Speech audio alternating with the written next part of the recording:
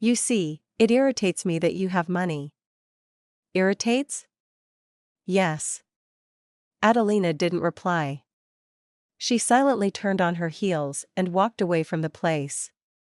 She was extremely outraged but could do nothing about it. And why should she? Adelina was used to achieving everything on her own in life. In school, she always strived to get only excellent grades, sometimes surprising both teachers and classmates. After all, she was the type who cried over a lower grade. Her peers would twirl their fingers at their temples and secretly envy Adelina's good grades. They would be glad to have them too. The teachers would sigh and say that one shouldn't be so fixated, and that sometimes mistakes happen.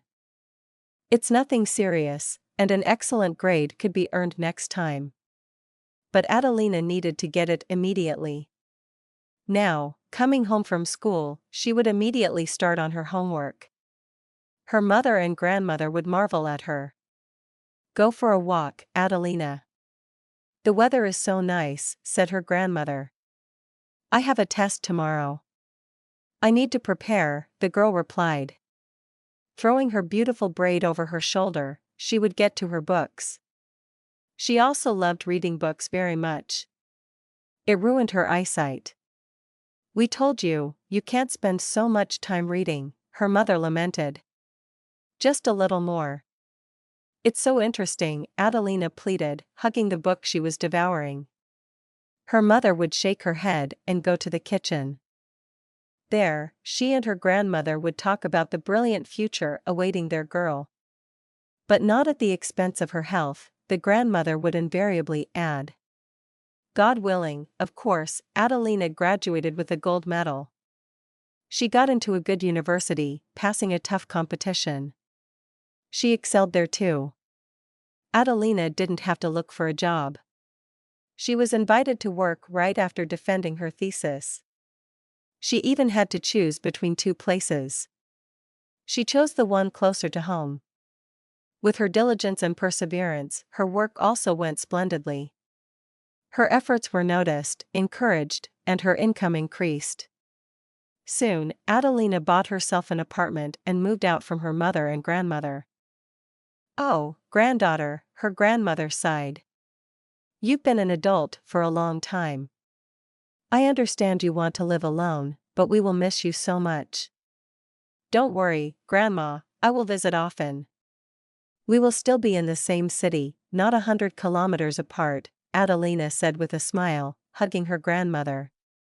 Just if you find a suitor, make sure to bring him to visit us first. We're always on the lookout, her grandmother said, smiling and wiping away tears. A fine girl with money will get deceived in no time. But I have an eagle eye, I can spot a swindler from miles away. Don't worry, Grandma, I'm no fool either. I can spot them myself. Just look who you spotted once, her grandmother frowned and looked meaningfully at Adelina's mother Olga. Who protested, Mom, come on, you can't bring it up forever. Adelina's mother didn't like talking about her former lover. The one who made her lose her head once and from whom Adelina was born. She hid the relationship from her mother, and he deceived the girl, turning out to be someone completely different, and eventually ended up in prison. From there, he sent a message to Olga, thinking she still loved him and would forgive, but she didn't. And she decided to have Adelina, a decision she never regretted. The girl had everything, as Olga was helped by her mother. Contrary to her grandmother's advice, Adelina was in no hurry to introduce Sergey to her family.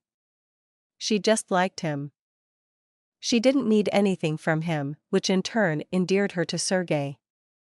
An intelligent, beautiful girl, confident, knowing what she wants and how to get it, paying for herself, and completely independent. Besides, Sergey had recently broken up with a girl who was the complete opposite of Adelina. The stars aligned.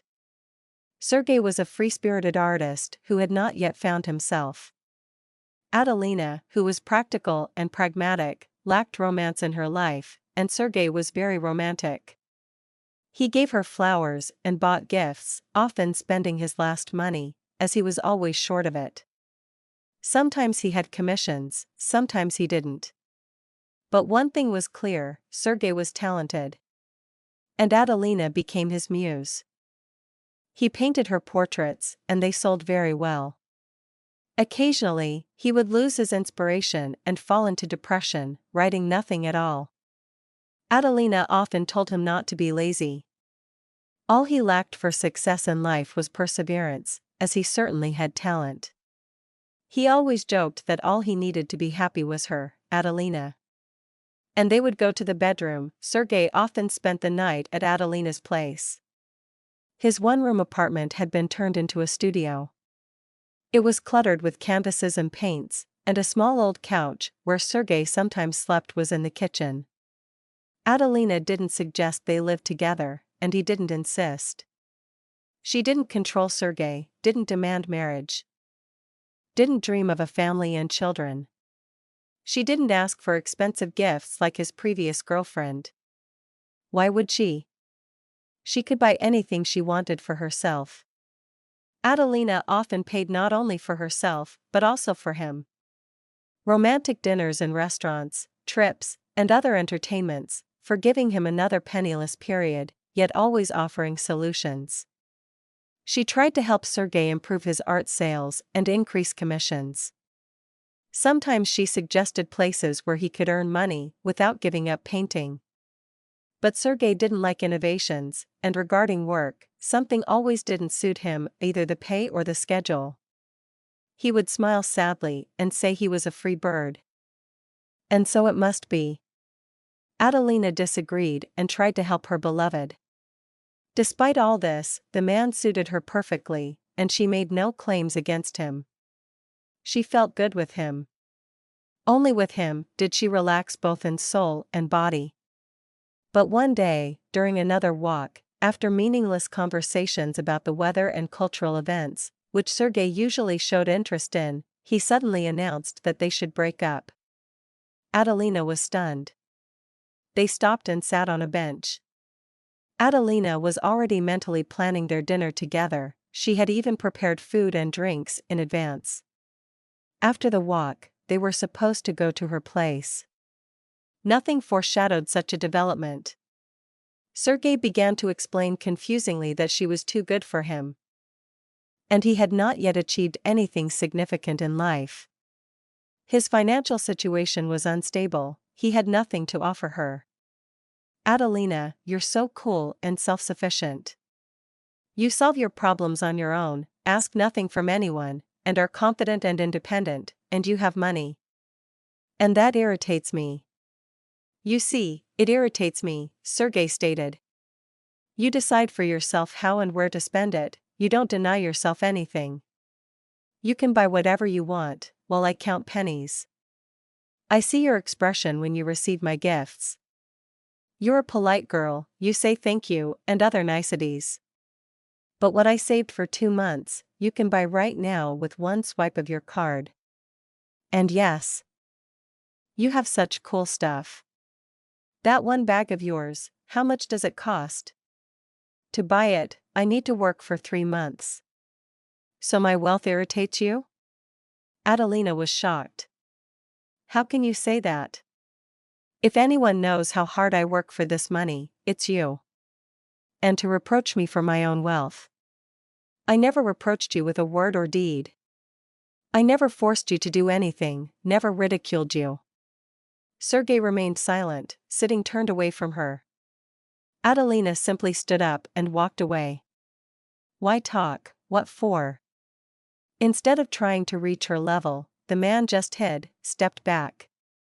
He could have shared his feelings with her, and they would have figured out what to do. But no, he decided to break up.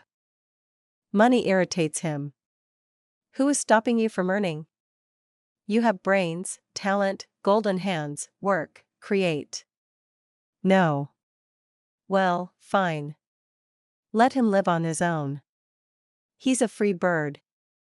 Adelina was incredibly angry with Sergey. Her grandmother had been right back then.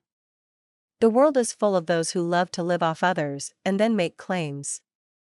So why haven't you introduced us to your fiancé yet? her grandmother asked during Adelina's next visit.